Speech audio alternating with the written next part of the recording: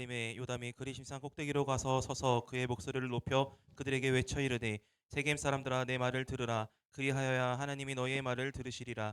하루는 나무들이 나가서 기름을 부어 자신들 위에 왕으로 삼으려 하여 감람나무에게 이르되 너는 우리의 왕이 되라 하매 감람나무가 그들에게 이르되 내게 있는 나의 기름은 하나님과 사람을 영화롭게 하나니 내가 어찌 그것을 버리고 가서 나무들 위에 우쭐대리요 한지라.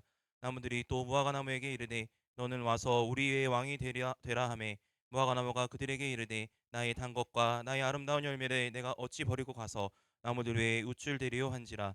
나무들이 또 포도나무에게 이르되 너는 와서 우리 위에 왕이 되라 하매 포도나무가 그들에게 이르되 하나님과 사람을 기쁘게 하는 내 포도주를 내가 어찌 버리고 가서 나무들 위에 우쭐대리요 한지라.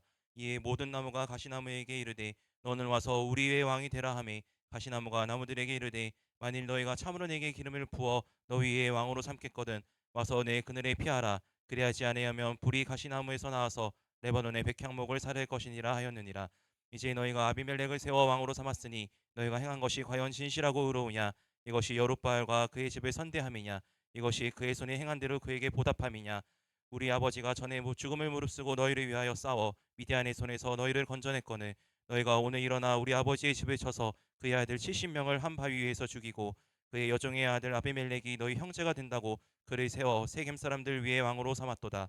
만일 너희가 오늘 여룻바알과 그의 집을 대접한 것이 진실하고 의로운 일이면 너희가 아비멜렉으로 말미암아 기뻐할 것이요 아비멜렉도 너희로 말미암아 기뻐하려니와 그렇지 아니하면 아비멜렉에게서 불이 나와서 세겜 사람들과 밀로의 집을 살릴 것이요 세겜 사람들과 밀로의 집에서도 불이 나와 아비멜렉을 살릴 것이니라 하고 요담이 그의 형제 아비멜렉 앞에서 도망하여 피해서 부엘로 가서 거기에 거주하니라. 이상은 하나님의 말씀입니다. 아멘. 조천희 목사님께서 가시나무 왕이라는 제목으로 말씀 주실 때 은혜 받으시기 바랍니다. 할렐루야. 우리 옆에 있는 분들과 함께 잠깐 인사 나누겠습니다. 오늘 큰 은혜 받으시기 바랍니다. 네, 오늘 말씀의 제목이 가시나무를 주제로 한 가시나무 왕입니다. 근데 오늘 우리 이어전도에 옷을 이렇게 철쭉 옷을 입으셔가지고 풀밭에서 이렇게 좋은 느낌 받으면서 함께 말씀 나눌 수 있을 것 같네요. 저는 이제 계속 사사기 말씀 함께 수요일 새벽에 기회가 된다면 또 이렇게 주일 오후에 사사기를 계속 살펴보고 있는데 여러분 오늘 말씀 함께 나누면서 오후 시간이니까 재미난 동화 한 편 여러분들께 소개하려고 합니다. 옛날에 잘 안 보이네요. 옛날에 그 나무들이 왕을 뽑으려고 했습니다. 그냥 이거 반으로 접어주셔도 될 것 같아요. 잠깐만. 네. 옛날에 나무들이 왕을 뽑으려고 했어요. 나무들의 왕을. 근데 이제 수많은 나무들의 후보들이 있었는데 그 중에 이 감람나무를 사람들이 이 나무들이 찾아갔습니다. 그리고 야 감람나무야 네가 우리들의 왕이 됐으면 좋겠다라고 감람나무에게 요청해요. 그러자 이 감람나무가 여러분 거절합니다. 나는 기름을 만드는 나무야. 너희들의 왕이 되고 싶지가 않아. 왜? 나는 기름을 만들어 하나님과 사람을 기쁘시게 해야 되는데 그런 내 일을 버리고 너희들 나무 위에 군림하면서 으스대라고 이러면서 이 감람나무는 왕이 되는 것을 거절해요. 그래서 나무들은 또 다른 나무를 찾아갑니다. 이번에 어떤 나무에게 찾아갔느냐? 무화과 나무에게 찾아가요. 오늘 여러분 우리가 읽은 본문 제가 이제 동화로 얘기하는 거예요. 무화과 나무에게 찾아갑니다. 야 무화과 나무야 네가 왕이 되어라 라고 말했어요. 그러자 무화과 나무는 그 나무들의 말을 거절합니다.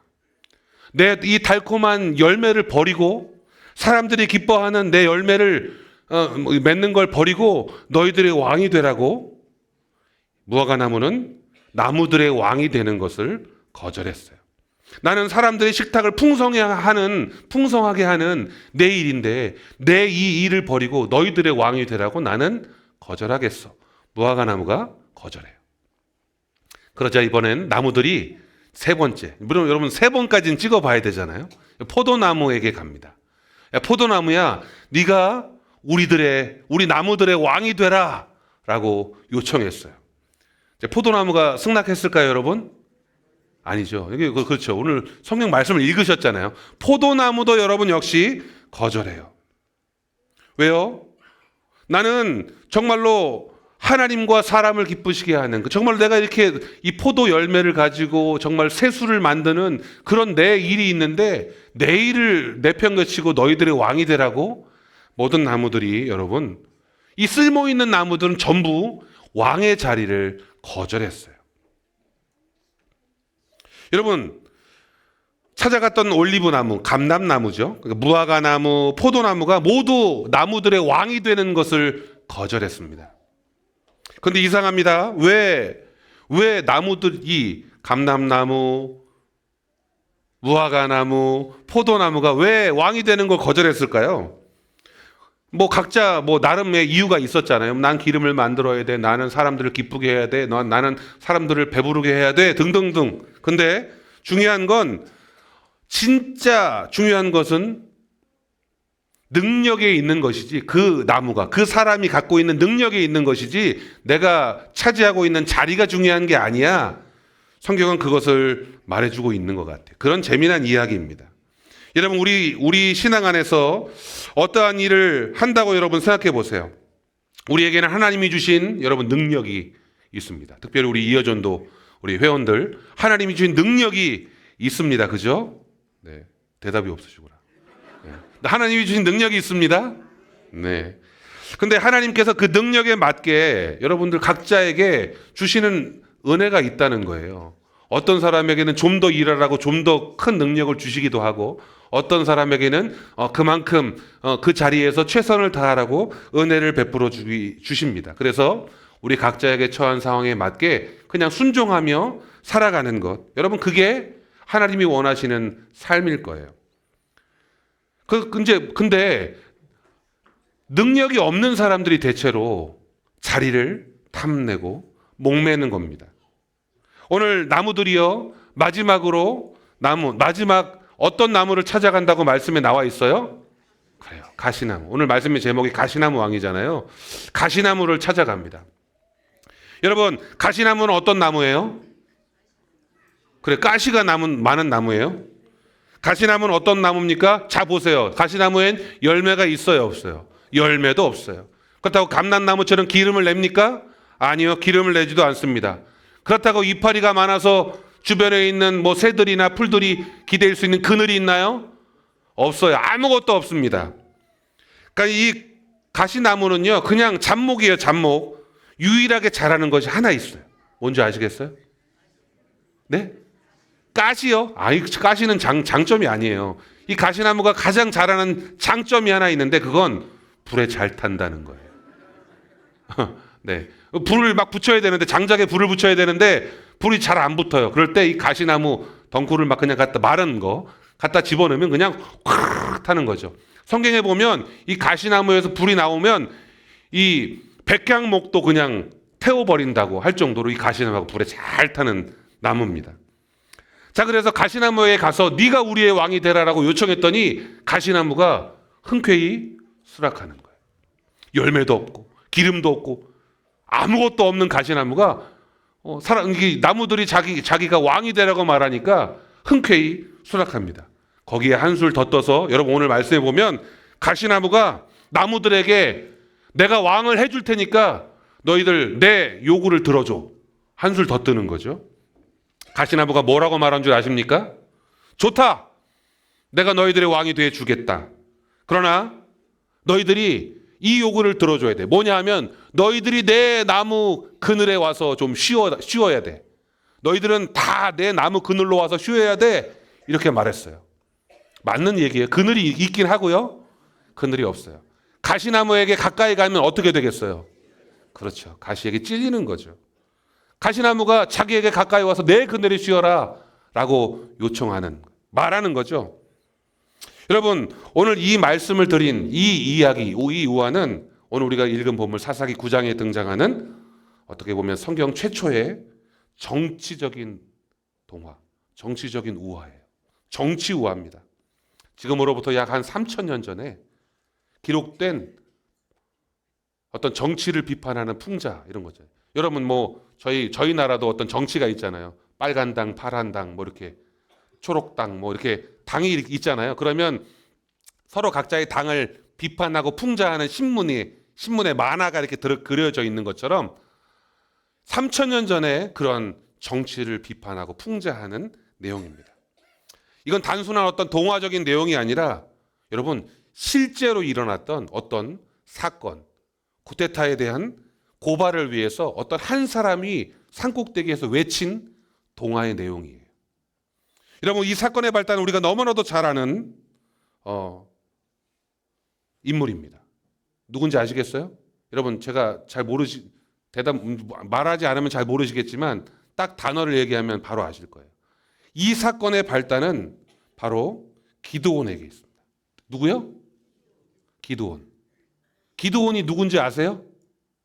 기드온 하면 딱 떠오르는 단어. 300명. 기드온의 300용사. 우리 여러분 잘 아시잖아요. 그래요. 기드온과 300용사라고 하는 문장을 잘 기억하실 겁니다. 수많은 미디안 군사들을 단 300명의 병사를 가지고 무찔렀던 이스라엘의 사사입니다. 그래서 물론 기드온이 나가서 잘 싸우거나 큰 일을 한 건 아니에요. 하나님이 말씀하신 대로 행했을 뿐입니다. 순종했을 뿐이에요. 기드온이 뭘 한 줄 아세요? 항아리하고 횃불을 딱 준비해 놓고요. 미디안 군사들이 다 잠든 새벽 한밤중에 이게 그 항아리에 횃불을 탁 집어서서 불이 보이지 않게 이렇게 쫙 했다가 항아리를 탁 잠든 미디안의 그 막사에 던지는 거죠. 그럼 항아리가 와장창창 깨지면서 뭔가 큰 사단이 벌어진 것처럼 병사들이 막 일어나고 아무것도 보이지 않아서 우왕좌왕할 때 막 횃불을 던지면서 뭐라고 외쳐요? 여호와의 칼이다, 기드온의 칼이다 하고 양쪽에서 막 사방에서 유대인의 말소리가 들리니까 이 미디안 족속들이 서로 우왕좌왕하면서 자기 동족, 자기 친구들을 칼로 쳐 죽이는 그런 일이 벌어졌다는 겁니다. 여러분 서로 한밤중에 서로 죽이고 서로 막 죽고 죽이는 일이 벌어졌어요. 이게 그냥 우연치 않게 일어난 일이 아니라 저희는 믿고 확신합니다. 누가 하신 일입니까? 분명 하나님이 하신 일이에요. 우연히 되는 일이 아니라는 거죠. 여러분 미디안 군대가 이 거대한 수많은 숫자의 미디안 군대가 우왕좌왕하고 혼비백산하고 수많은 사람들이 다 죽어 엎드리고 일부 사람들만 도망을 쳤다는 거예요. 그때 승리를 경험했던 이스라엘 백성들이 이 기드온에게 찾아왔습니다. 기드온, 당신이 우리의 왕이 되어 주십시오. 이게 좀 이제 좀 뭔가 이해하시겠죠. 아까 가시나무 왕에 있었던 그런 내용과 아주 비슷합니다. 우리의 왕이 되어 주십시오. 라고 요청이 들어왔어요. 기드온은 외적으로는 나는 너희들의 왕이 될 수 없어. 너희들의 왕은 오직 하나님뿐이야. 라고 말했지만 내적으로는 사실 기드온이 왕이나 마찬가지였어요. 전리품들을 다 자기가 취하고 그리고 백성들 위에 군림하고 그리고 아내들을 수십 명의 아내들을 이렇게 많은 아내들을 두고 왕이 하는 일을 똑같이 했죠. 그래서 부귀와 권력을 기드온이 누렸다는 겁니다. 그리고 밑으로는 자식을 70명이나 아들들을 70명이나 두고 살았어요. 그래서 기드온의 그 어떤 권력, 실세는 정말 대단했다고 보면 됩니다, 여러분. 거의 왕과 버금가는 그런 삶을 살았어요. 근데 중요한 것은 백성들이 기드온과 그의 자식들을 섬겼는데 기드온이 살아있는 동안까지만이었어요. 살아있는 동안 후대하고 섬겼다라고 성경은 기록하고 있습니다. 그런데 기드온이 이방 군대의 손에서 이 백성들을 구원하였는지는 모르겠지만 반대로 이 기드온은 영적으로 이스라엘을 음란하게 만들고 오히려 타락하게 만들고 올무에 빠지게 만들었던 사람이기도 합니다. 기드온은 미디안과의 전쟁에서 승리하면서 그들의 어떤 미디안 군대가 취했던 그 금덩이들, 금귀걸이 이런 것들을 다 나에게 달라고 요청하고 그 금덩어리들을 다 받아서 뭘 만들었어요? 에봇이라고 하는 제사장이 입는 옷을 만들었어요. 여러분 제사장이 입는 옷이라니까요. 제사장이 입는 옷이니까 누가 입는 거예요? 제사장이 입는 거예요. 근데 누가 지금 그것을 취하여 만들어 자기 집에 보관하고 있는 거죠? 기드온이에요. 제사장의 직분은 오직 하나님이 정하신 지파, 하나님이 정하신 사람, 그래서 하나님 앞에 예배드리는 건데, 기드온의 마음속에 바로 이 어떤 신앙에서 조금 잘못된 방향으로 나아가기 시작한 거죠. 이스라엘 백성들은 저 화려하고 크고 웅장한 저 모습을 보면서 저걸 하나님의 능력, 하나님의 은혜라고 보면서 섬겼다는 거죠. 성경은 그것을 음란하다라고 봤어요. 그리고 이제 기드온이 죽고 나서는 저게 완전 어떻게 돼요? 우상덩어리가 된 거죠. 이제 기드온이 죽고 난 다음에 이스라엘 백성들은 하나님과 당시 있었던 이 바알, 이 가나안의 종교와 혼합하여 바알브릿이라고 하는 이상한 종교를 만들어냈어요. 그리고 그것을 섬기게 됩니다. 여러분, 이 바알브릿이라는 이 종교를 바로 이스라엘 한복판, 이 세겜 땅에 만들어 섬기게 돼요. 여러분, 오늘 이 기드온에 대하여 우리가 함께 나누면서 인생에 우리가 무엇이 중요한지를 살펴보는데, 성경은 이 사건의 발단이 분명 이 기드온에서부터 시작한다고 되어 있어요.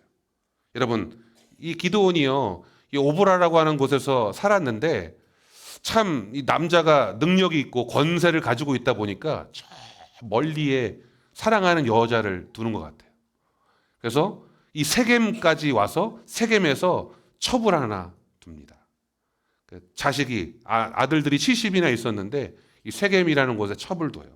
성경은 사사기 8장 30절에 명확하게 기록하는데요. 기드온에게는 분명 아내가 많았다라고 기록해요. 근데 또 뭐라고 말하냐면 그에게 첩도 있었다 그러는 거죠. 여기서는 아내와 첩이라는 단어를 명확하게 구분하고 있어요. 한번 읽어볼까요? 사사기 8장 30절 31절입니다. 시작. 기드온이 아내가 많았으므로 그의 몸에서 낳은 아들이 70명이었고 세겜에 있는 그의 첩도 아들을 낳았으므로 그 이름을 아비멜렉이라 하였다.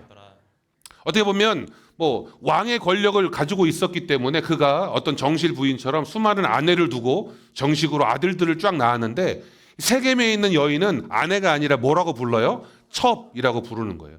드러내놓고 이렇게 만날 수 있는 그런 관계는 아니었던 거죠. 더군다나 이 세겜이라는 이곳에 바알브리 신전을 만들고 이스라엘 백성들이 음란하게 그곳에서 이렇게 생활했단 말이에요. 그러니까 지금 이 세겜이라는 곳은 우리가 생각하는 그런 세겜의 장소가 아닙니다. 사사시대 세겜의 모습은 우리가 아는 그런 세겜의 모습이 아니었어요. 그 역할과 그 어떤 존재가 많이 변질되었습니다. 세겜은 어떤 곳이에요? 이런 곳이에요. 양쪽에 두 개, 그리심산과 에발산. 여러분 잘 기억나시죠? 이 두 산 사이에 존재하는 어떤 그 땅이에요. 그래서 이곳이 정말 이스라엘 백성들에게는 아주 거룩하고 신성스러운 곳입니다. 세겜 땅, 여러분 기억나시죠? 바로 아브라함이 하나님에게서 처음 제단을 쌓고 제사를 드렸던 곳이에요. 여러분, 아브라함이 바로 이스라엘의 민족이기도 하고 또 우리의 믿음의 조상이잖아요. 그 아브라함이 처음으로 제단을 쌓고 하나님 앞에 제사를 드렸던 곳, 특별한 장소잖아요. 그것뿐이 아닙니다. 모세가 백성들을 축복한 곳, 여러분 에발산, 그리심산 아시잖아요. 축복과 저주를 상징했던 곳. 그래서 이스라엘 백성들과 함께 막 부흥회를 했던 곳, 바로 그 세겜이에요. 또요, 이제 이스라엘 백성들이 요단강과 가나안 땅에 들어와서 다시 세겜으로 올라가는데 그 세겜에서 이렇게 기둥을 세워놓고 그곳에 언약을 새긴 다음에 야, 우리 하나님과 다시 언약을 세우자 갱신하고 하나님의 약속을 다시금 백성들아 기억해라 이렇게 말했던 바로 그런 거룩한 장소, 그 세겜 땅에 여러분 무엇이 벌어지는 겁니까? 바로 약한 바알브릿과 같은 우상숭배가 벌어진 거예요. 그 우상숭배의 자리에 뭐가요? 그 우상숭배 지역에서 첩을 두고 그 첩에게서 아들을 얻었다. 딱 봐도 뭔가 심상치 않은 조짐이 보이기 시작하네요. 자, 오늘 본문을 가지고 그 세겜에서 취한 첩에게서 태어난 아들, 그 아들의 이름을 우리가 한번 살펴봅니다. 히브리어로 아비멜렉. 자, 뜻을 아시는 분 손 들어주세요. 적혀 있네. 뭐라고요? 나의 아버지는 왕이다. 네. 아비멜렉의 아버지가 누구죠? 기드온이에요. 기드온. 물론 기드온은 이 백성들이 당신은 우리의 왕이 되라 말하지만 겉으로 외형적으로 거절했어요. 근데 이름을 이 아비멜렉에게는 나의 아버지는 왕이다라는 뜻으로 이름을 새겼다는 겁니다. 결국 이 아비멜렉이 저 이름값을 하는 거예요.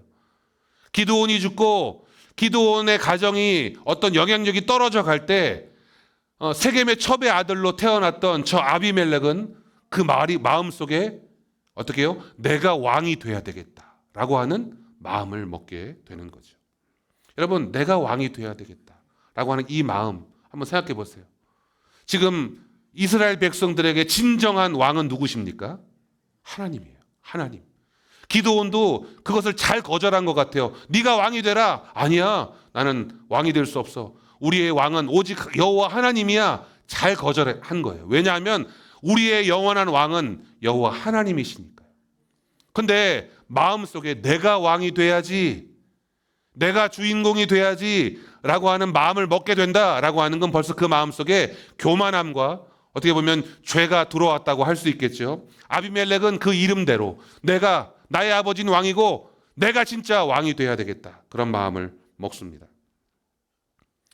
사실 이 아비멜렉의 삶을 제가 옆에서 본 건 아니기 때문에 잘 아비멜렉이 어떤 삶을 살았을지는 잘 알지 못하지만 그의 이름과 그가 살아왔던 약간의 어떤 말과 어떤 행동들을 보면서 유추해 볼 수 있겠어요. 여러분, 아비멜렉이 첩의 자식이잖아요. 그래요? 본 형님들이 몇 명이나 있어요? 70명이나 있어요. 그래서 아버지의 집, 오브라에 있는 아버지의 집으로 가면 대접을 받겠어요? 대접을 못 받겠어요? 대접을 못 받아요. 본처의 자식도 아닌, 어떤 정실 부인의 자식도 아닌 첩의 자식이고 대접을 못 받았을 거예요. 근데 마음속에 내가 왕이 돼야 되겠다라고 하는 생각을 가지니까 그 생각을, 그 마음을, 그 계획을 이루기 위해서 자기가 이제 세겜으로 갑니다. 세겜에 누가 있었냐 하면 바로 자기 어머니의 고향이니까 외삼촌들이, 친족들이 있는 거예요. 그래서 이 아비멜렉은 친족들에게 가서 말합니다. 얼토당토하는 궤변, 아주 말 잘하는 궤변을 통해서 사람들을 현혹해요. 야, 너희들 잘 생각해봐. 이제 기드온, 우리 아버지가 죽고 나서 이제 기드온을, 우리 아버지를 대신하여 너희들 다스릴 자들이 나타나게 될 텐데 너희들 생각해봐라. 너희들을 70명이 다스리는 게 낫겠니? 아니면 한 사람이 다스리는 게 나을까? 이렇게 선택하라고 이 세겜 사람들에게 말했습니다. 근데 사실 기드온의 70명의 아들들이 세겜 땅을 다스리지 않았어요. 기드온뿐만 아니라 기드온의 70명의 아들들도 이스라엘을 통치하는 왕으로 나서지 않았습니다. 그런데 지금 아비멜렉은 거짓말을 하는 거죠. 여러분, 너희들 선택해라. 70명이 너희를 다스리는 게 낫겠니? 아니면 한 사람이 너희를 다스리는 게 낫겠니? 그러면서 이렇게 말합니다. 너희는 나와의 고륙이다. 고륙. 어려운 단어네. 고륙. 너희는 나라와의 피를 나눈 사이다. 네, 이렇게 말하는 거죠. 여기다 뭐를 갖다 붙여요? 혈연을 갖다 붙이는 거예요. 이 혈연이 나오는 순간 여러분 다 끝나는 겁니다. 이게 이 혈연이라는 단어를 갖다 얹으니까요, 세겜 사람들이 뭐라고 말하는 줄 아세요?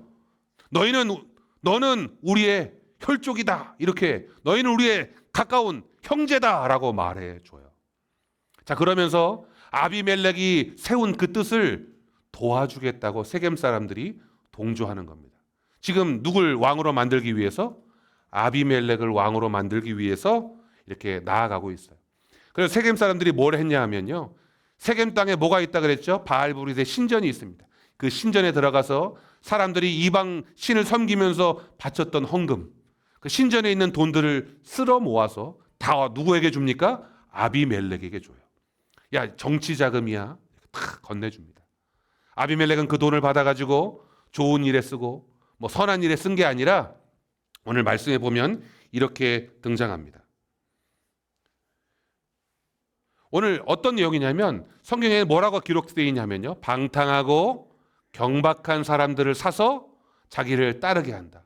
이런 비슷한 이야기를 성경에서 많이 듣는데요, 꼭 이런 사람들이 있어요. 이 돈을 가지고 잘 노는 사람들, 좀 경박한 사람들, 이렇게 이렇게 요즘으로 말하면 건달이라고 표현해야 되나요? 조직폭력배를 돈으로 사야 되는 건가요? 하여튼 그런 것처럼 경박하고 방탕한 사람들을 돈으로 사서 자신의 어떤 군사로, 용병으로 삼았다고 하는 겁니다. 여러분, 이 아비멜렉의 하는 행동만 보아도 이것이 선이 아닌 악이라는 것을 저희는 알 수 있겠습니다. 아비멜렉은 이 사람들을 조용히 준비시킨 후에 아버지의 집 오보라로 가요. 그리고 그곳에서 형제들을 부릅니다. 뭔가 심상치 않아 보여요. 형제들이 무슨 일인지 잘 모른 채 그래도 동생 아비멜렉이 찾아와서 형들을 찾으니까 형들이 모입니다. 70명이 모여요. 자, 그때 어떻게 해요? 방탕하고 경박한 바로 이 사람들을 통하여 형들을 붙잡죠. 그리고 형들을 죽입니다. 성경에서 기록되기를 한 바위에서 형제 70명을 쳐 죽였다는 거예요.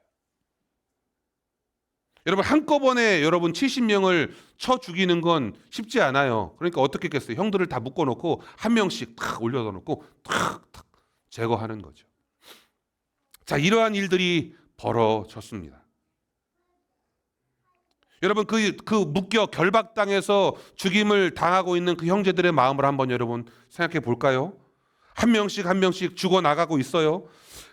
두려움, 고통, 분노, 절박함, 여러 가지 마음들이 있었겠죠. 원망도 할 수 있고. 그런데 이러한 모든 마음들이 이렇게 드러나게 되고 바로 이 한 바위에서 이 형제들의 피가 흘러 넘치게 됩니다. 정치적인 야심을 위해서 여러분, 이 아비멜렉이 어떤 일을 합니까? 자신과 그래도 절반 이상은 피를 나눈 형제들을 마치 제단 위에서 죽여나가는 어린 양처럼 한 명 한 명 처단하는 아비멜렉의 모습을 봅니다. 이게 진정 하나님이 기뻐하시는 삶이었을까라고 하는 거죠. 세겜 사람들은 밀로 사람들과 함께 모여서 이제 자기의 형제들을 다 죽였어요. 기드온의 혈육들을 다 죽였으니까 이제 기드온의 혈육은 누가 남았어요? 이제 바로 아비멜렉이라고 여기고 아비멜렉을 왕으로 추대하게 됩니다. 근데 오늘 말씀에 보면 이 아비멜렉을 이 왕으로 추대하는 그 장소가 이 세겜 어디였냐면 세겜 상수리 나무 근처 이렇게 표현하고 있어요.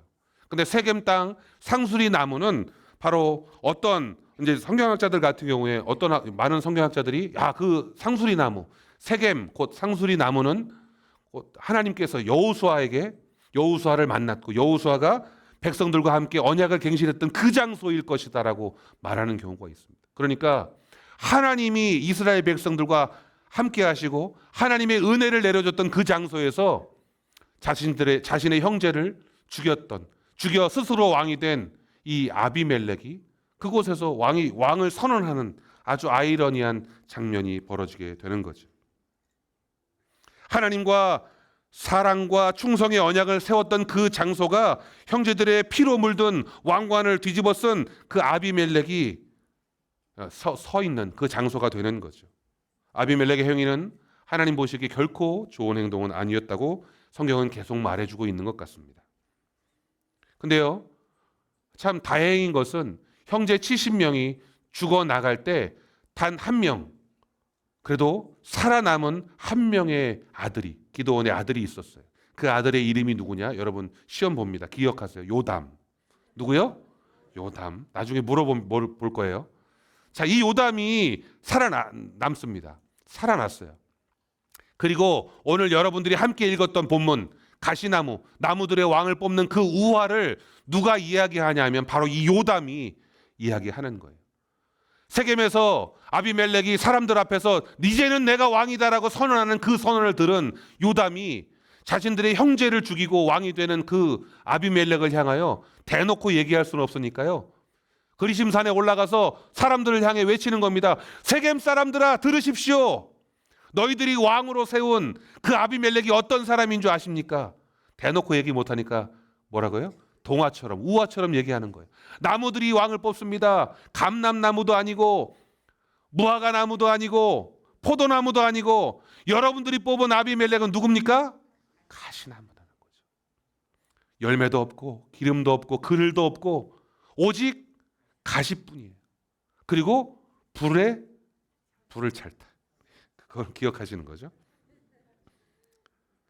여러분, 바로 오늘 이 마지막 요담이 그런 재미있는 우화하면서 오늘 본문 20절에 이런 이 예언의 마지막을 장식합니다. 여러분 한번 같이 읽어볼까요? 시작. 그렇지 아니하면 아비멜렉에게서 불이 나와서 세겜 사람들과 밀로의 집을 살을 것이요 세겜 사람들과 밀로의 집에서도 불이 나와 아비멜렉을 살을 것이니라 하고. 결국 이제 불이 나왔어요, 여러분 진짜로. 자, 이 요담이 예언하는 이 마지막 멘트에서 너희들이 인정하지 않겠지만 아비멜렉에게서 불이 나와 세겜 사람들을 태우고 또 반대로 세겜 사람들과 밀로 사람들의 집에서 불이 나와서 아비멜렉을 살을 것이다. 그러니까 서로 죽고 죽이겠다라고 하는 예언을 합니다. 여러분 이게 무슨 말입니까? 너희가 아비멜렉의 집을 후대한 것이 정말 아비멜렉을 왕으로 삼은 게 정말 의로운 일이면 좋겠지만 만약 그렇지 않으면 너희가 서로 불사르고 서로 배반하고 서로 죽이겠구나 이런 말을 하는 거예요. 부정과 죄로 맺어진 관계는 여러분 결국 서로 파괴한 관계가 되는 거예요. 이후의 사건에서는 하나님의 저주와 심판이 여러분 확실하게 드러납니다. 서로를 결국 오늘 말씀의 본문에는 나와 있지 않지만 하나님께서 어떻게 하시냐면 서로를 의심하고 배신하게 해요. 아비멜렉과 세겜 사람들 사이에 악한 영을 보내셨다. 성경은 그렇게 기록합니다. 하나님께서 세겜 사람들과 이 아비멜렉 사이에 악한 영을 보내셨대요. 그래서 서로가 의심하고 결국엔 어떻게 해요? 배신하는 거예요. 서로 배신하는 걸 아비멜렉이 알았어요. 저놈들이 나를 배신해? 라고 생각하여 군대를 이끌고 세겜을 쳐들어갑니다. 세겜은 어떤 곳이요? 아비멜렉을 왕으로 세워준 사람들. 자신의 고향이에요. 자신의 고륙이라 그랬어요. 내 피를 나눈 혈족이라 그랬어요. 근데 지금은 나를 배신해 분노와 함께 군사를 이끌고 세겜으로 쳐들어갑니다. 세겜 사람들을 쳐 죽여요. 자신의 형제라고 말했던 나를 왕으로 세워준 그런 어떻게 보면 은인과도 같은 건데요. 그들을 쳐 죽입니다. 그 아비멜렉의 손에서 도망친 사람들이 바알불이 신전으로 도망치다가 그곳의 망루에 이렇게 숨습니다. 바알불이 신전이 얼마나 튼튼했던지 그 문만 탁 닫고 있으면 쳐들어올 수 없는 그런 아주 튼튼한 그런 망루였어요. 그러자 아비멜렉이 무슨 일을 합니까? 아비멜렉은 뭐예요? 가시나무 왕이잖아요. 그리심산에 올라가서 나무를 싹 베옵니다. 그리고 그 나무를 그 바알불이 신전에 쌓아요. 그 나무를 불태우죠. 어떻게 됐을까요? 그 망루에 있던 많은 사람들이 불에 타 죽습니다. 그 망루에 있던 사람들이 자그마치 1000명이었다고 해요. 이렇게 아비멜렉이 자기의 동족이었고 자기를 도왔던 세겜 사람들을 죽였어요. 어떻게 보면 멸절시킵니다. 그리고 이 세겜을 도왔던 바로 옆에 있는 데베스라고 하는 그 성읍도 함께 치려고 이제 또 다른 공격을 감행하게 돼요. 데베스 사람들도 아비멜렉이 세겜 사람들을 진멸했다는 말을 듣고 어떻게 하다가 이제 대처를 하지만 이 아비멜렉이 얼마나 강하게 아까 말했잖아요, 여러분. 힘 좀 쓴다는 사람들을 다 돈으로 모았던 아비멜렉. 그리고 왕이 됐잖아요. 그래서 이 데메스 사람들도 도망치게 됩니다. 그 어찌 하다 보니까 여러분 또 망루에 또 도망치게 됐네요. 이 이야기는 우리는 무엇을 보게 되는지 여러분 생각해 보십시오. 요담의 우화를 다시 떠올리게 합니다. 아비멜렉이 이 세겜 사람들을 죽였던 경험이 있잖아요. 그래서 이 데메스 사람들도 똑같이 해요. 불을 지피려고 너희들이 글로 문 닫고 도망치면 살 줄 알았지. 내가 여기다가 나무를 쌓아놓고 똑같이 너희들을 그냥 다 불태워 버리겠다라고 하면서 나무를 쌓아가지고 불을 지르려고 할 때 성벽 위에서 뭐가 하나 슉 하고 내려옵니다. 뭐가 내려오죠? 그래요. 맷돌이에요. 맷돌. 오늘 이 아비멜렉의 이야기의 가장 웃긴 내용입니다. 성벽 위에서 한 여인이 맷돌 윗짝을 던졌는데 그게 이 아비멜렉의 머리 위에 떨어져서 두개골을 쪼갰다. 성경은 그렇게 기록하고 있어요. 두개골에서 피가 철철철철 나고 있는데 옆에 있는 자기의 부하에게 야, 내가 이렇게 죽지 않게 네가 칼로 나를 찔러 죽여라. 이렇게 말했어요. 왜? 나 여자 손에 죽는 게 너무 부담돼. 이런 생각이죠. 여러분, 오늘 사실은 이 아비멜렉의 이야기, 제가 여러분과 우화를 통해서 잠깐 나눴던 이 이야기에 중요한 핵심이 있어요. 우리는 이 역사를 통해서 함께 얻어야 할 교훈들 나눠보려고 합니다. 뭐냐 하면 첫 번째, 권력보다 중요한 건 뭐라고요? 하나님의 관계입니다. 아비멜렉이 중요하게 여겼던 건 하나님의 관계가 아니라 내가 취하고 싶은 권력이었어요. 우리도 함께 어떤 공동체 생활을 하면서 하나님이 주시지 않은 것을 욕심내는 경우들이 있습니다. 하나님이 없는 성공이 오히려 우리의 삶에 독이 될 수도 있다는 것 여러분 기억하시기 바랍니다. 하나님의 은혜에 인간의 욕심을 덮어서는 안 됩니다. 두 번째는 뭐라고요? 잘못된 선택에는 반드시 책임이 따릅니다. 여러분, 잘못된 선택으로 우리의 삶에 고난과 징계가 뒤따르지 않도록 우리는 항상 주의해야 합니다. 물론 하나님이 우리를 연단하시고 우리를 성장시키시기 위해 고난을 주시기도 하지만 때로는 우리의 실수와 우리의 잘못과 우리의 죄로 말미암아 우리에게 고난을 주시거든요. 우리의 잘못된 삶의 선택이 책임으로 뒤따르지 않도록 여러분 늘 하나님 앞에 정직과 선의와 의로 생활하시기를 바랍니다. 세 번째는 뭐예요? 하나님 없는 연합은 무너진다는 거예요. 특히 이것은 교회 안에서 적용해야 될 우리의 삶입니다. 우리가 아무리 인간적인 관계를 잘 유지하고 싶다고 할지라도 그 관계 속에 하나님이 없는 관계는 어떻게 해요? 무너진다라고 하는 거죠. 항상 관계의 중심에는 누가 있어야 됩니까? 하나님입니다. 여러분, 이거 하나만 기억하고 가시면 돼요. 신앙의 중심이 아닌 친교만 유지한다면 여러분 이건 세속적인 거예요. 그리고 결국 이 세속적인 건 어떻게 해요? 아비멜렉과 세겜이 서로 배반해서 서로를 공격했던 것처럼 그냥 친교만, 그냥 우정만 이런 것만 이렇게 중요시 여기는 관계는 결국 깨어질 수 있다는 겁니다. 말씀이 중심이 되어 나누는 것이야말로 진정한 하나님이 주신 풍요의 삶이라는 것 기억하시길 바랍니다. 오늘 저와 여러분 모두가 이와 같이 가시나무 왕이라고 불리우는 이 아비멜렉의 이야기를 통해서 신앙생활 안에 정말 경계로 삼고 하나님과의 온전한 관계를 유지하는 것이 얼마나 중요한가를 깊이 묵상하는, 그래서 여러분들이 함께하는 교회와 가정과 사회 어떤 이런 공동체의 평화를 위해 노력하는 모든 성도들 되시기를, 그리고 특별히 우리 이원조도회 되시기를 주님의 이름으로 축원합니다. 여러분, 우리 오늘 말씀을 생각하면서 우리 신실하신 하나님 함께 찬양하겠습니다.